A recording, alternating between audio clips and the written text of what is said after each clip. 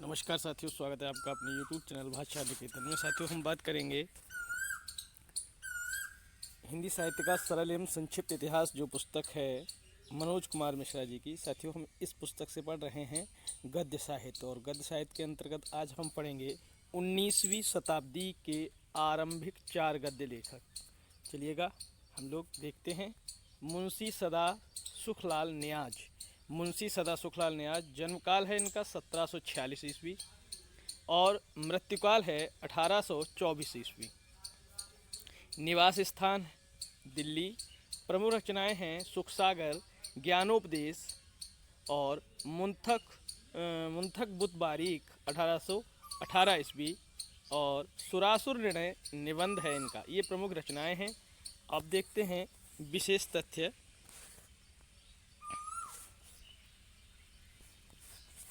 सुखसागर विष्णु पुराण पर आधारित खड़ी बोली का गद्य रचना है। आचार्य शुक्ल ने इनकी भाषा को हिंदुओं के पंडिताईपन की भाषा कहा है। ये उर्दू में निसार उपनाम से रचना करते थे। प्रसिद्ध कथन रस्मों रिवाज भाषा का दुनिया से उठ गया। रस्मों रिवाज भाषा का दुनिया से उठ गया, यह इनका प्रसिद्ध कथन है। डॉक्टर बच्चन सिंह के अनुसार सुखसागर इनकी रचना नहीं होकर केवल इनका उपनाम था। यह डॉक्टर लक्ष्मी सागर वार्ष्णेय का फैलाया हुआ भ्रम मात्र था। सुरासुर निर्णय निबंध लाला भगवान दीन और रामदास गौड़ द्वारा संपादित हिंदी भाषा सार ग्रंथ में संग्रहित है। सैयद इंसा अल्लाह खां, इनका जन्मकाल 1756 ईस्वी और मृत्युकाल, सैयद इंसा अल्लाह खां का मृत्युकाल है 1817 ईस्वी। जन्म स्थान मुर्शिदाबाद, निवास स्थान लखनऊ। प्रमुख रचनाएं रानी केतकी की कहानी या उदय भानचरित, रचना काल है 1803। विशेष तथ्य, इन्होंने अपनी रचनाओं में शुद्ध हिंदवी का प्रयोग करने का प्रयास किया। इन्होंने अपनी भाषा को निम्न 3 प्रकार के शब्दों से मुक्त रखने की प्रतिज्ञा की थी: बाहर की बोली, अरबी, फारसी और तुर्की। गंवारी ब्रजभाषा अवधि आदि है। भाखाफन संस्कृत के शब्दों का मेल। अब हम बात करेंगे, अगले रचनाकार हैं लल्लू लाल। जन्मकाल 1763 ईस्वी, मृत्युकाल 1825 ईस्वी। निवास स्थान आगरा, गुजराती ब्राह्मण थे। प्रमुख रचनाएं हैं इनकी सिंहासन 32 1801 ईस्वी की है, बैताल 25 1801 ईस्वी की है, शकुंतला नाटक 1801 ईस्वी का है, माधव नल 1801 ईस्वी का है, राजनीति 1802 ईस्वी की है, प्रेम सागर 1810 ईस्वी का है, लताइक हिंदी 1810 ईस्वी, ब्रजभाषा व्याकरण 1811 ईस्वी, सभा विलास 1815 ईस्वी और माधव विलास 1817 ईस्वी, लाल चंद्रिका 1818 ईस्वी, बिहारी सतसई का टीका। साथियों, आज हम गांव में हैं, इस कारण से आप देख रहे हैं, आप कोयल बोल रही है, सुन पा रहे होंगे। देखते हैं विशेष तथ्य। इन्होंने 1802 ईस्वी से लेकर 1823 ईस्वी तक फोर्ट विलियम कॉलेज कोलकाता में हिंदी अध्यापन का कार्य किया। इनका एकमात्र मौलिक ग्रंथ है ब्रजभाषा व्याकरण। इनके द्वारा रचित राजनीति, माधव विलास तथा लाल चंद्रिका रचनाओं में ब्रजभाषा का तथा अन्य रचनाओं में खड़ी बोली का प्रयोग हुआ। खड़ी बोली की रचनाओं में से प्रेम सागर की शुद्ध खड़ी बोली की रचना है। शेष रचनाओं पर उर्दू फारसी का प्रभाव पाया जाता है। यह ग्रंथ जॉन गिलक्राइस्ट की प्रेरणा से रचा गया था। इसमें श्रीमद्भागवत के 10वें स्कंद की कथा वर्णित है। लल्लूलाल ने उर्दू, खड़ी बोली, हिंदी और ब्रजभाषा तीनों गद्य की पुस्तकें लिखी थीं। आचार्य शुक्ल के अनुसार इनको संस्कृत का ज्ञान नहीं था। राजनीति रचना में हितोपदेश की कहानियाँ ब्रजभाषा गद्य में रची गई हैं। इन्होंने आगरा में संस्कृत प्रेस नामक अपना प्रेस खोला। अब बात करते हैं, अगले रचनाकार हैं सदल मिश्र। जन्मकाल 1768 ईस्वी, मृत्युकाल इनका है 1848 ईस्वी। निवास स्थान बिहार। इनकी प्रमुख रचनाएं हैं नासिकेतोपाख्यान 1803 ईस्वी, रामचरित 1805 ईस्वी। विशेष तथ्य, नासिकेतोपाख्यान इनकी एक लघु रचना है। यह संस्कृत की नचिकेत कथा पर आधारित है। नासकेत की उत्पत्ति से लेकर यमलोक यात्रा तक का विवरण प्रस्तुत किया गया है। अंत में आत्मज्ञान है। रामचरित रचना संस्कृत की अध्यात्म रामायण रचना पर आधारित है। लगभग 320 पृष्ठों में रचित यह 7 कांडों में विभक्त है। इसकी रचना जॉन गिलक्राइस्ट की प्रेरणा से हुई मानी जाती है। इनकी भाषा पर प्रांतीय भाषाओं, विशेषतः बिहारी भाषा का गहरा प्रभाव पाया जाता है। फोर्ट विलियम कॉलेज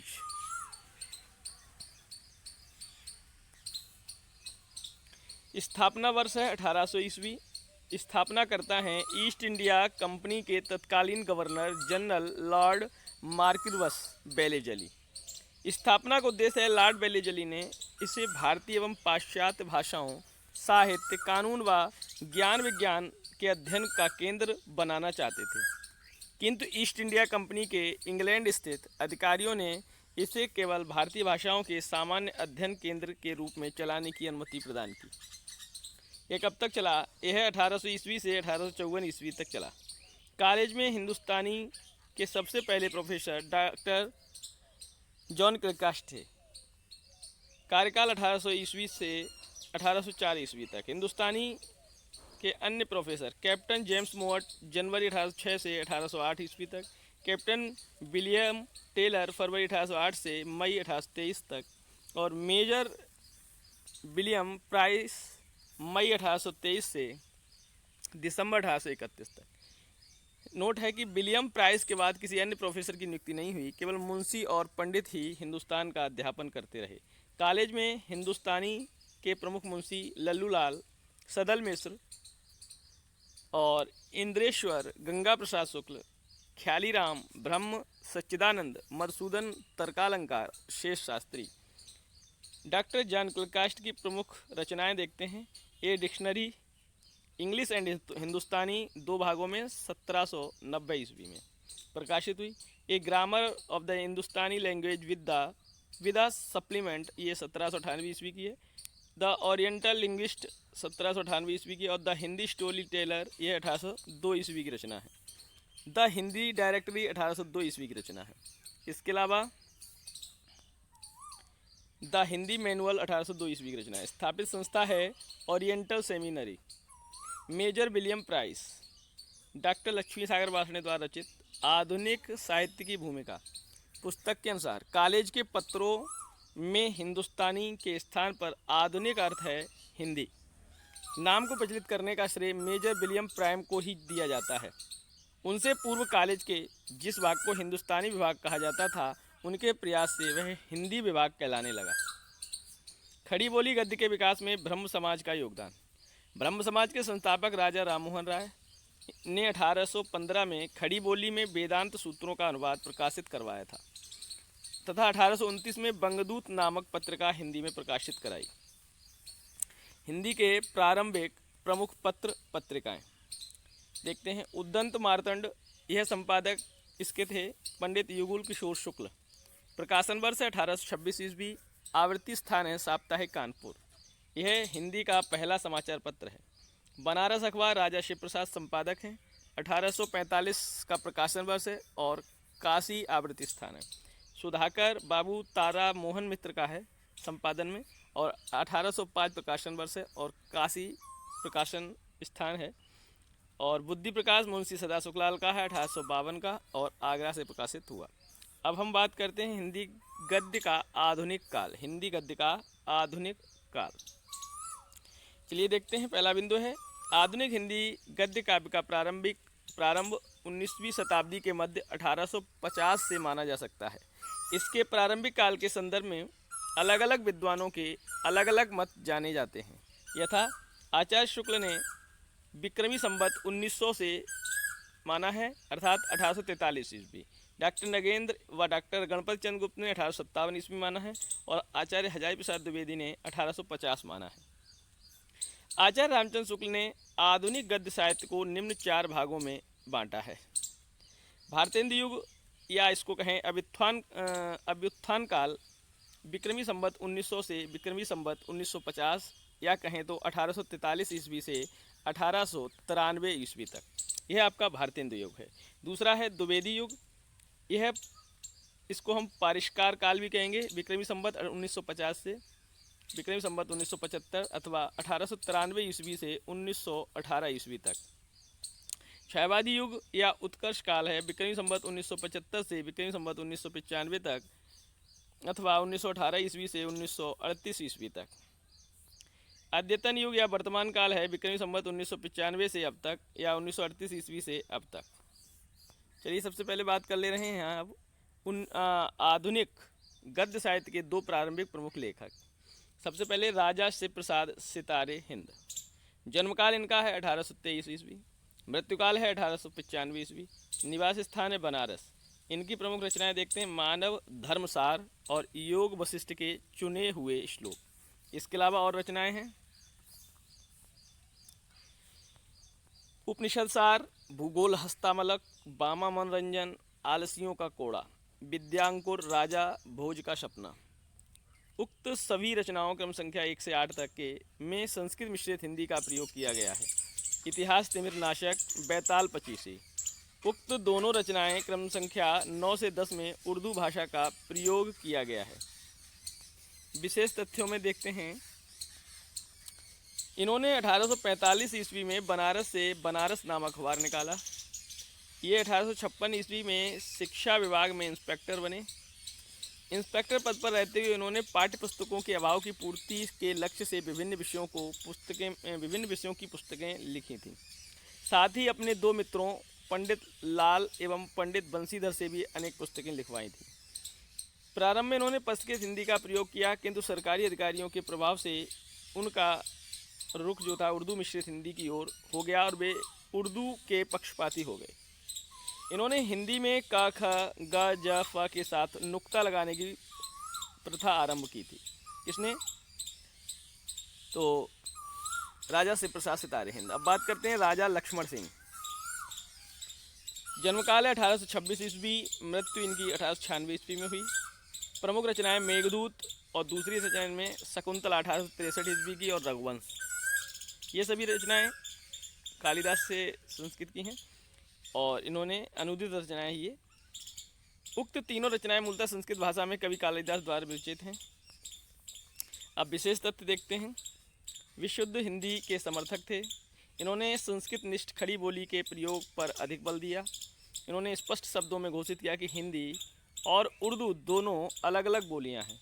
इन्होंने गद्य काव्य में खड़ी बोली एवं पद्य काव्य में ब्रजभाषा का प्रयोग किया।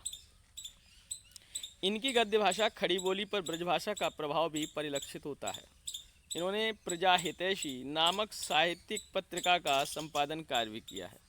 अन्य लेखकों में हम बात करेंगे पंडित बंशीधर। इनकी रचनाएं हैं पुष्प वाटिका, गुलिस्तां के एक अंश अनुवाद 1852 ईस्वी, भारतवर्षीय इतिहास 1856 ईस्वी, जीविका परिपाटी अर्थशास्त्र की पुस्तक 1856 ईस्वी और जगत वृत्तांत 1858 ईस्वी। विशेष तथ्य है ये आगरा नॉर्मल स्कूल के मूर्धऋषि थे। इन्होंने हिंदी उर्दू का एक पत्र निकाला था जिसके हिंदी कॉलम का नाम भारत खंडामृत और उर्दू कॉलम का नाम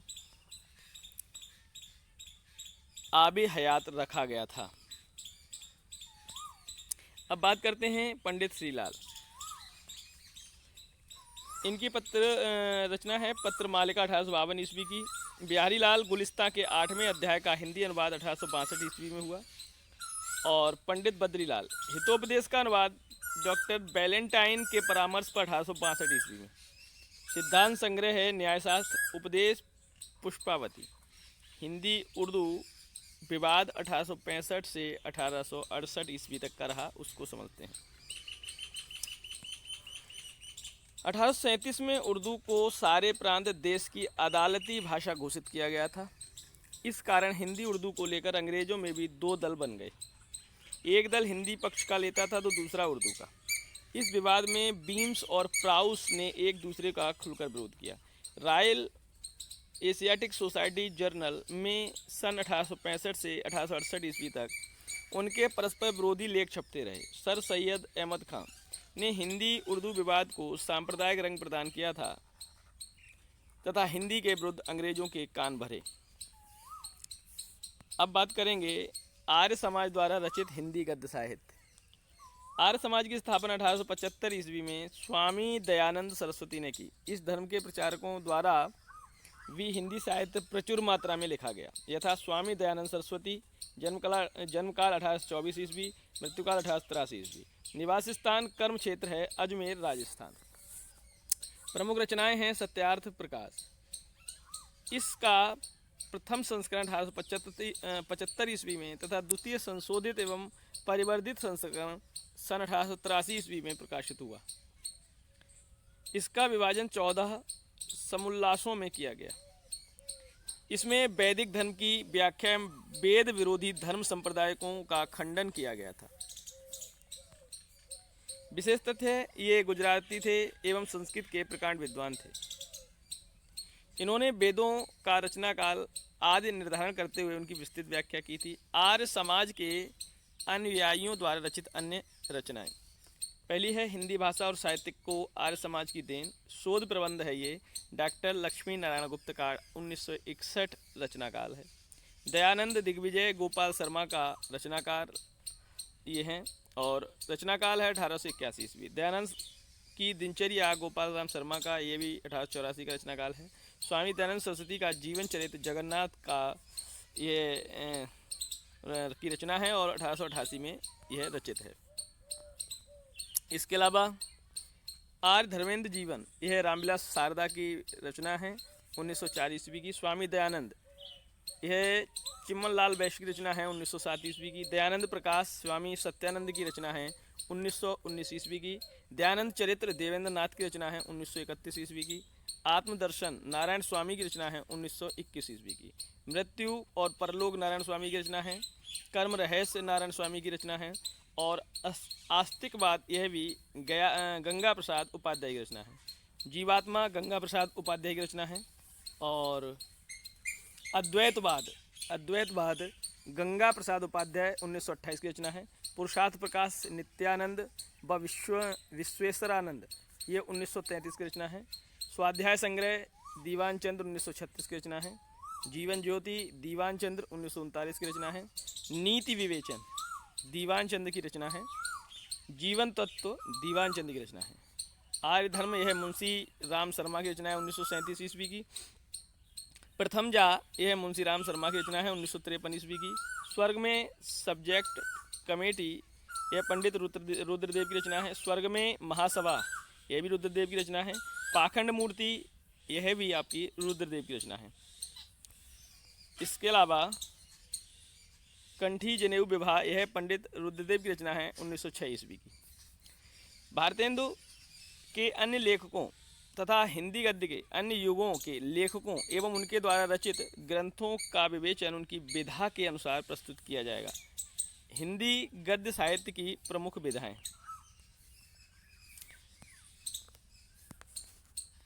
सबसे देखते हैं पहले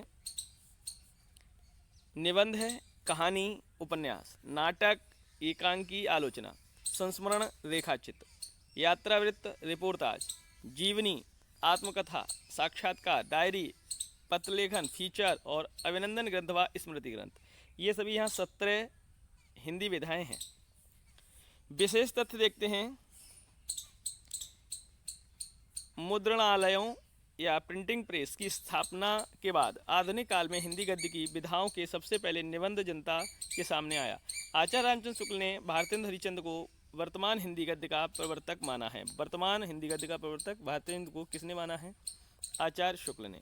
तो साथियों, अगली वीडियो हम बात करेंगे हमारी विधा जो है हिंदी की, उपन्यास विधा पर चर्चा करेंगे। तो साथियों, आज के लिए बस इतना ही। तो फिर मिलेंगे अगली वीडियो में, तब तक के लिए नमस्कार, धन्यवाद।